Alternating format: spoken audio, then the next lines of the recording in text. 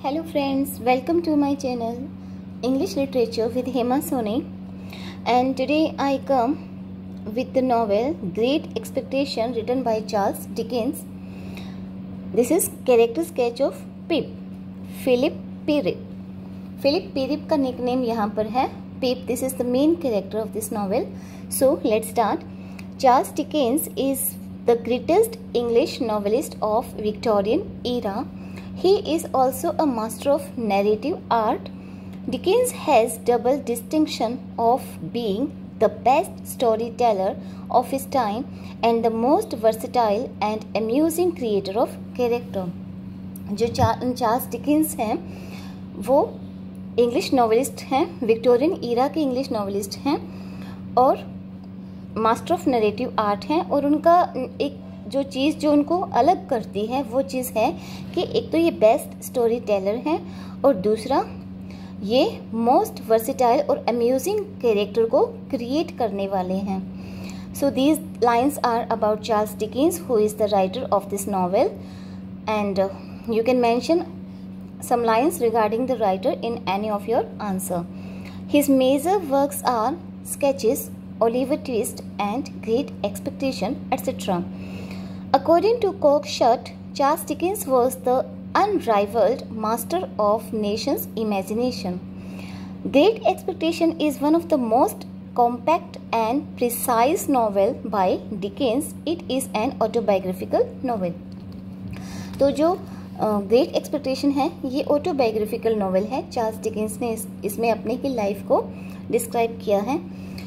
Philip Pirrip is the hero of the novel but he calls himself Pip. We watch Pip growing from a child into an adult before our own eyes. हम Pip को childhood से adulthood तक grow होते हुए देखते हैं। Pip is an orphan. He is at the mercy of his harsh sister. वो अपनी हार्श सिस्टर की मर्सी पर डिपेंड करता है। Pip is an even though his brother in law is kind hearted who feels powerless before the dominating wife. उसकी जो sister है वो तो हार्श नेचर लेडी है, लेकिन उसका जो ब्रदर इन लॉ है वो एक काइंड हार्टेड है, लेकिन वो भी अपनी डोमिनेटिंग वाइफ के सामने पावरलेस हो जाता है। Pip is basically decent and morally upright child. Pip जो है बेसिकली डिसेंट है, वेल मैनर्ड है और मोरली ऑनेस्ट है। The novel repeatedly shows us his sense of guilt as he is forced to steal under threat from the wild-looking Magwitch. अब उसे एक चीज़ का गिल्ट है क्योंकि मैगविच के लिए मैगविच के डर से उसने कुछ चुराया था, उसने खाना चुराया था। He again feels guilty when Mrs. Joe is attacked by the iron chain which Magwitch has cut from his legs with Philip's help. और इस बात के लिए भी वो गिल्टी फील कर रहा है क्योंकि मिसेस जो है उस पर अटैक हो गया था उस आयरन चेन से जिसको कि मैगविच ने अपने पैरों से काटा था। जो मैगविच के पैरों में बंधी थी मैगविच ने उसे काटा था और उसकी हेल्प किसने की थी? पिप ने। इसलिए पिप को इस बात के लिए भी गिल्टी फील होता है। Pip again feels very bad when he had to leave for London without proper see off to Joe and Biddy. Pip को इस बात के लिए भी बहुत सॉरी फील होता है क्योंकि बिना जो और बीटी को सी ऑफ किए उसे लंदन को जाना होता है।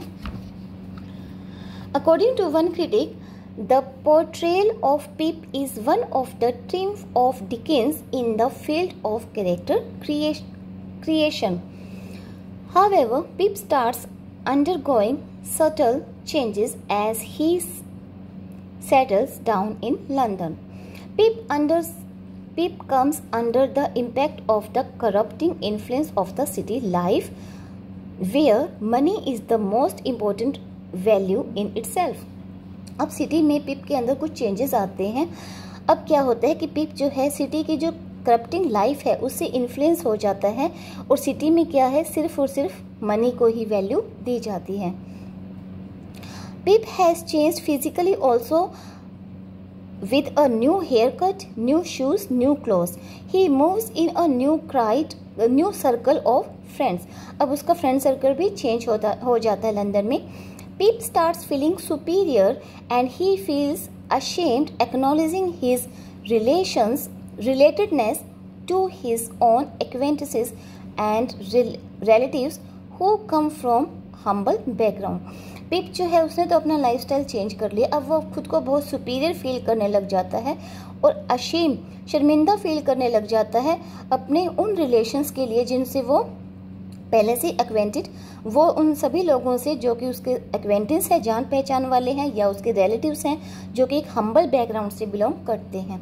वो अपने आप को सुपीरियर समझता है और अपने पहले वाले रिलेटिव्स और जान पहचान वालों को अभी वो उनके लिए वो अशेम फील करता है।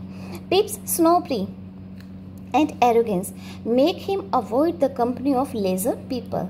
When Joe writes to him that he plans to come to London, Pip becomes a worried man. He thinks that if people come to know this, they would make fun of Pip. जब जो उसे कहता है कि वो उससे मिलने के लिए लंदन आ रहा है तो पिप को ये बात अच्छी नहीं लगती, उसे टेंशन हो जाती है, उसे इस बात के लिए टेंशन हो जाती है क्योंकि वो नहीं चाहता दे वुड मेक, उसे लगता है कि लोग जब जानेंगे कि जो पिप है वो उसके रिलेशन में है तो सभी लोग उसका मजाक बनाएंगे। Therefore Pip seeks Herbert's help in looking after Joe, तो हर्बर्ट की हेल्प लेता है कि वो ही जो को देखे जब भी वो लंदन आए। His arrival gives him a sense of guilt in his mind, and this time the sense of guilt is quite painful. For instance, he says, I lived in a state, this is text line, I lived in a state of chronic uneasiness respecting my behavior to Joe. My conscience was not by any means comfortable about Biddy. All this show the corrupting influence of money on the sensitive mind of Pip.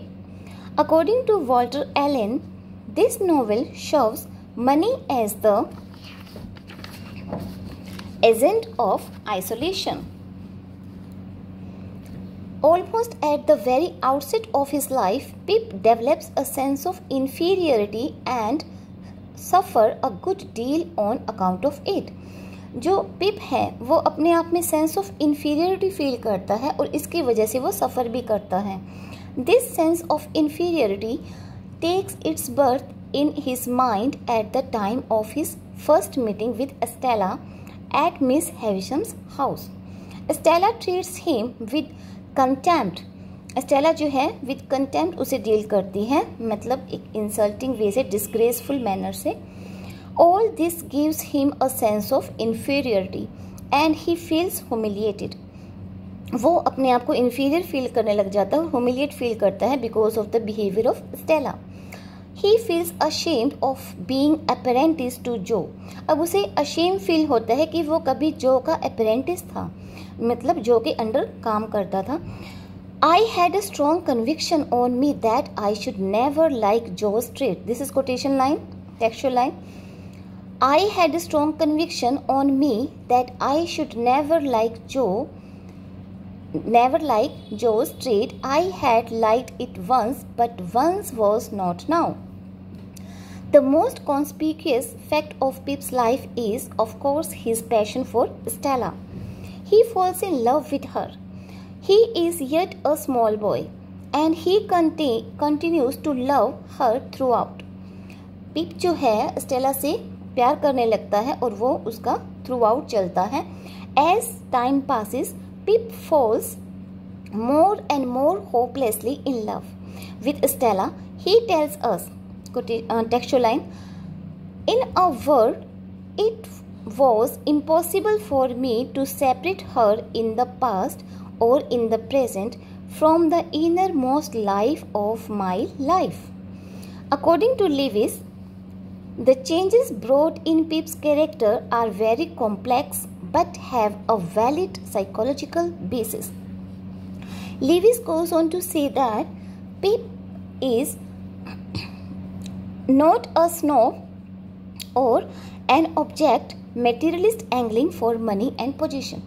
Levi's क्या कहते हैं कि पिप ना तो कोई गंवार है, देहाती है, और ना ही वो कोई ऐसा मटेरियलिस्टिक ऑब्जेक्ट है जो कि मनी और पोजीशन की तरफ जो भागता है। He has the making of a romantic dreamer. He imagines Miss Havisham to be holding the golden key to unlock the door to wealth, beauty and position. उसे लगता है कि मिस हैविशम जो है उनके पास वो की है जिससे कि उसके लिए उसके लक का दरवाज़ा खुल जाएगा और वेल्थ, ब्यूटी, पैशन, सब पोजीशन सब कुछ उसे मिल जाएगा. Apparently under the patronage of Miss Havisham, patronage means protector, Miss Havisham की प्रोटेक्शन में apparently under the patronage of Miss Havisham, Pip leads the life of a gentleman in London. पिप ने जो London में gentleman वाली life जी है तो वो miss Havisham की वजह से जी है, क्योंकि मिस हैविशम ने ही उसे प्रोटेक्ट किया है. In other words, he gets the services of a private tutor for education. Excessive expenditure compel him to take heavy loans. और जो उसका जो एक्सपेंडिचर होता है वो बहुत ज़्यादा होता है और उसकी वजह से उसे हैवी लोन लेना पड़ता है. The reversal comes with the secret return of Magwitch in London and the stunning disclosure that it is he and not Miss Havisham who has been his benefactor. और अब एक नया ही मोड़ आ जाता है स्टोरी में जब उसे पता चलता है कि हैविशम उसका खर्चा नहीं उठा रही है, हैविशम उसे इतनी अच्छी लाइफ जो है कंफर्ट्स नहीं दे रही है. ये सब कुछ कौन कर रहा है? मैगविच, जिसकी कभी उसने हेल्प की थी, जिसके लिए उसने फूड चुराया था. From the moment of Magwitch is captured till the end, pip experiences the deepest conceivable feeling of gratitude, affection and devotion towards that man. और जब उसे रियलिटी पता चलती है तो उस आदमी के लिए जिसने कि उसे इतनी अच्छी लाइफ प्रोवाइड कराई है उसके लिए वो ग्रेटफुल रहता है, उसके लिए उसके दिल में अफेक्शन आता है और वो डिवोशन आता है. He comforts the prisoner's last moments by revealing to him the fact that his daughter is still alive and doing well. तो लास्ट में उस प्रिजनर को वो बहुत रिलैक्स फील करवाता है इस बात से कि उसकी डॉटर अलाइव है और doing well, she is doing well. According to David Cecil, he was a man of the new born industrial society and spring from the swift rootless life of London streets. Magwitch dies in the nursing hand of Pip. अब Magwitch मरता भी Pip के हाथों में है. Estella has married Drummle and Miss Havisham dies repentant as much as heartbroken. Estella Drummle के साथ शादी करती है और जो हैविशम है वो रिपेंटेंट और हार्ट ब्रोकन कंडीशन में ही मर जाती हैं. Pip returns to his native village with the intention of marrying Biddy and settling down there, but she has already become Joe's wife. Pip जो है आता है वापस अपने नेटिव प्लेस में कि वो बीडी से शादी कर लेगा, लेकिन बीडी तो जो के साथ शादी कर चुकी होती है. Pip learns to accept all this with maturity. However 11 years later he meets a widowed और 11 साल बाद वो विडो से मिलता है. Stella equally chastened by experience and marries her. Pip becomes the victim of his great expectation when he is taken to London. He is considered it beneath his dignity to associate with his sister and his brother-in-law. अब उसे क्या लगता है कि ये उसकी dignity के beneath है कि वो अपने सिस्टर और ब्रदर इन लॉ के साथ स्टे करे. When he goes to attend his sister's funeral, he is proud and haughty.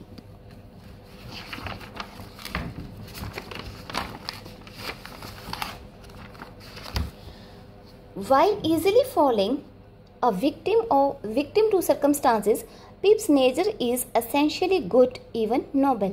His friendship with Joe is a strong attachment of one suffering soul to another.